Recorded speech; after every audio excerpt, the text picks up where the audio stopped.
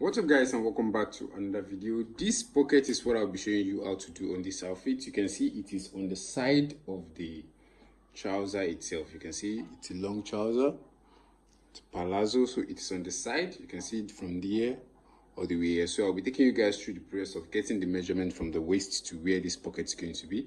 Depending on what you want, you can do up to like 2 pockets at this side. Depending, it's a palazzo side pocket, you can do a bigger size, you can do a smaller size. But in this video, I'll be taking you through the process of doing this step by step. So if you like the video, make sure you give the video a thumbs up and make sure you subscribe to the channel if you're yet to subscribe. Let's get into the tutorial. So here, this is our joggers. This is a long joggers, and I already joined this whole side together. You can see what I have here. I already joined this flap. This is our flap area. I already joined all of the sides together. You can see how long, and the leg wideness here is quite big. It's a palazzo joggers kind of. So the fabric we are using is what will make the design itself look good, right? So here, the first thing you're going to do is to determine where you want to place your pocket, the pocket you want to do on the side of the joggers. The first thing is to determine where you want to place the pocket itself. So here, all the way from the top, I'm going to measure from here. I'm going to measure 15 inches. You can see that 15 inches. That's where the pocket is going to start from. And the total height of the pocket is going to be 8 inches. You see that? And the total wideness that I want to use here is going to be a total of 6.5 inches. 6.5. So if I'm working with 6.5 divided by 2, I'm going to split it in between here. That's 6 1/4, 6.5, and here 3 1/4 of an inch. I'm going to split it in between that opening, right? So now, in order to cut the pocket, right, we already understand the wideness of our pocket and the height of the pocket. So here we are going to use our interfacing. As you can see, I'm using a light fabric. I'm using a light fabric because the fabric itself is thick, so I have to use a light fabric. So here, I cut this total opening at a total of 6.5 inches. You can see that. And here is going to be at a total of 8 inches. And here, on this one, I cut this at a total of, you can see, the down part is at a total of 6 3/4 of an inch, because it has to be wider than the main pocket itself, because it has to cover the entire pocket itself, right? So this has to be wider by a 1/4 of an inch. So this is 6 3/4 of an inch, and this is a total of 6.5 inches. So right here, this is our fabric that we'll be using for the pocket. So all you have to do is basically very simple. Place this together like this and simply iron it. And also on this one, I'll take this to the ironing table, place it over here and iron it. Then we can do the turning. So as you can see right here, I already gummed the interfacing to the fabric. So all you have to do on this one is just fold this and simply iron it down. Fold all of the fabric, fold all of the side and iron it down. And on this one, it's basically very simple. I will simply cut out. I'm just going to simply trim this out. You can see. After trimming this out, all we have to do is just to cut a piece of fabric that we're going to use to cover the edge. So I'm going to use a light lining, just a plain white. So just cut it exactly the same size. So you can see what I have. I just cut a piece of white fabric just like this. So all you have to do is just to simply run a stitch all the way around, then we can do a turn up. So here, after stitching it, all you can do now is to simply trim it out.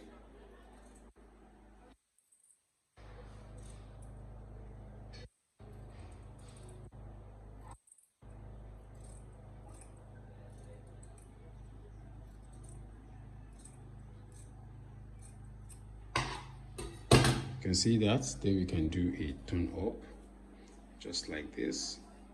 So after doing the turn up, all you have to do is just to make sure this white part is not showing outside. So I'm going to take this to the sewing machine now and just run a stitch all the way around and be pushing this white inside. Just run a stitch all the way around and simply push all of this white inside. Then you can do the stitch. So after turning, this is what you're going to be having. You're not supposed to see the white when you're looking at it from this side. But when you turn it like this, you can see the white inside. So the next thing now is to basically take this to the sewing table and simply stitch, including the pocket itself. We're going to stitch it, then our joggers is almost ready. Start. So at this marking we should make from here to this place, I'm just going to place this right here after the fold. You can see what the inside looks like. We're using this upper part. So just here, place this, fold it together so you can get the center point. Just going to drag this part like this. Here also, put it together so you can have a center point just like this. So you can see that edge and this edge is our center point. So place this in between our stitch. I'll be leaving like 1/4 of an inch at the edges.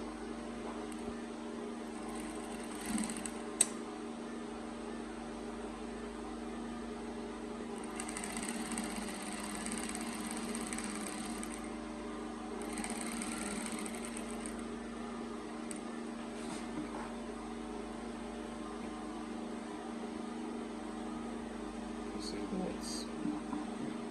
that's it here.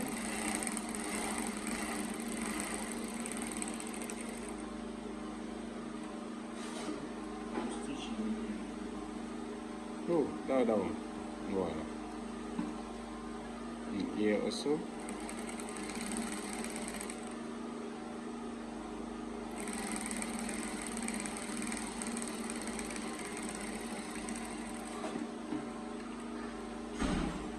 See what we have here so far. You can see that. So the next thing is just to cover it up at this place, just from here. So just place this face turning down. Make sure the right face is turning down. I'm going to run a stitch from here.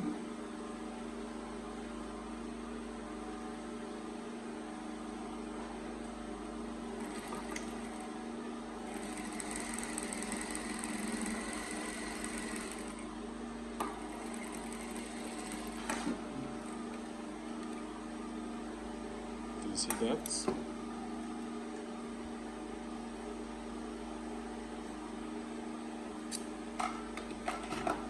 So if you turn this over, make sure it covers the entire pocket. You can see. So I'm just going to start my stitch like this. I want the edge to basically fold over that side very well. So I'm going to lock it from the edge like this.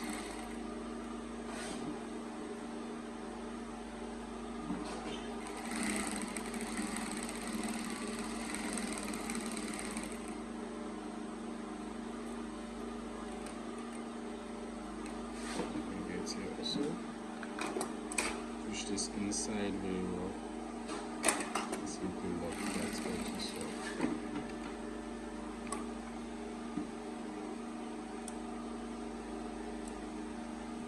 So that's the entire pocket itself. See that?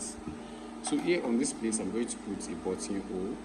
I'm going to put a white button on this edge. This is what we are going to be having. You can see here. This is exactly what pants is going to look, and all the way to the pocket area. You can see that. And also the same thing on the second one as well. You can see the same thing, basically the same thing on the second one as well. So here now, the next thing is to lock this edge and to create our